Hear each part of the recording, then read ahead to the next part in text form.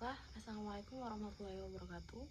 Pertama-tama puji dan syukur kepada Allah Subhanahu wa taala karena berkat dan rahmat hidayahnya saya dapat membuat video untuk berpresentasi dalam keadaan sehat walafiat. Selanjutnya yang saya hormati Ibu Luki Anggraini Fitri, SE MSI, selaku dosen pengampu mata kuliah Manajemen Produk Halal. Saya Elsa Amiarti dengan NIM C1F02359 akan mempresentasikan hasil analisis usaha penjualan es jagung dalam pembuatan sertifikat halal. Baiklah, analisis usaha penjualan es jagung.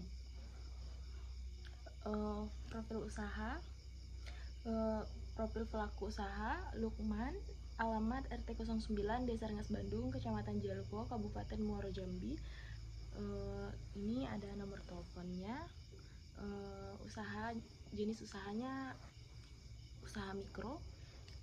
Baiklah, tahapan membuat NIB kemarin pertama pas bikin membuat akun OSS itu saya cuma di chat pribadi sama anak dari Bapak Lukman.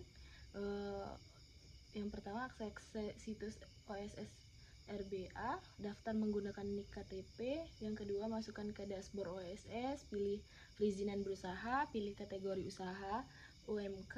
Terus yang ketiga mengisi data usaha, nama usaha, alamat usaha, bidang usaha, KBLI. Contoh ini kemarin ada kategori makan dan minuman, rencana usaha dan pernyataan mandiri. Yang keempat sambit terbitkan NIB, sistem otomatis mengeluarkan NIB. Itu kemarin di pembuatan NIB-nya berjalan dengan lancar, Bu. Selanjutnya proses membuat sertifikat halal. Setelah pembuatan NIB itu saya ada menemui Bapak Lukmannya di tempat jualannya itu untuk foto produk sama foto sama pelaku usahanya. Yang pertama pembuatannya siapkan dokumen NIB, kemarin minta dokumennya sama istrinya langsung dan anak-anaknya juga.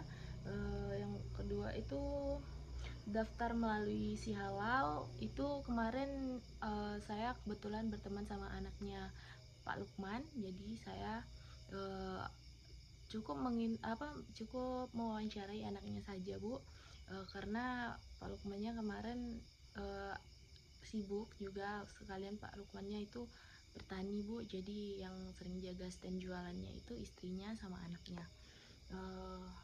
Udah. Setelah itu proses pembuatan produk es jagungnya, yang pertama persiapkan bahan: es jagung, susu kental manis, susu cair, gula, es batu. Toppingnya itu ada keju, mungkin coklat sama jelly itu kemarin dijadiin opsi karena kebanyakan itu memakai keju. Dan untuk langkah produksi itu rebus jagung lalu blender halus, campur dengan susu dan gula sesuai takaran yang diinginkan atau mixer dengan es batu, masukkan ke cup dan tambahkan toppingnya itu ya keju tadi, Bu. Untuk pengemasan menggunakan cup food grade.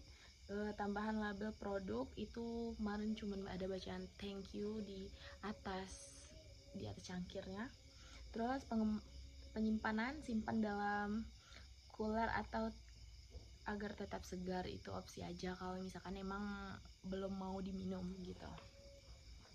Kelebihan usaha es jagung: modal relatif kecil, bahan baku mudah didapat, banyak varian rasa sehingga menurut konsumen cocok untuk semua kalangan, margin keuntungan cukup tinggi, dapat dijual online maupun offline. Selanjutnya itu kekurangan: produk mudah mencair, cepat basi, harus menjaga kebersihan untuk menjaga kualitas, persaingan cukup tinggi, bergantung pada cuaca.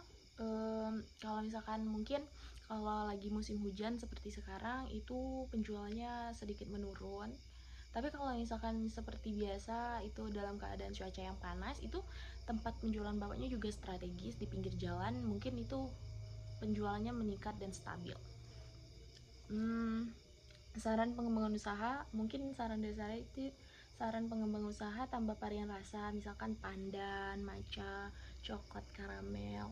Terus buat kemasan lebih menarik atau branding kuat, mungkin kan anak Pak Lukman itu kuliahan Bu, jadi mungkin bisa lah promosiin ke teman-temannya, di situ ada loh es jagung yang enak gitu. Nah, terus gunakan sistem pre-order.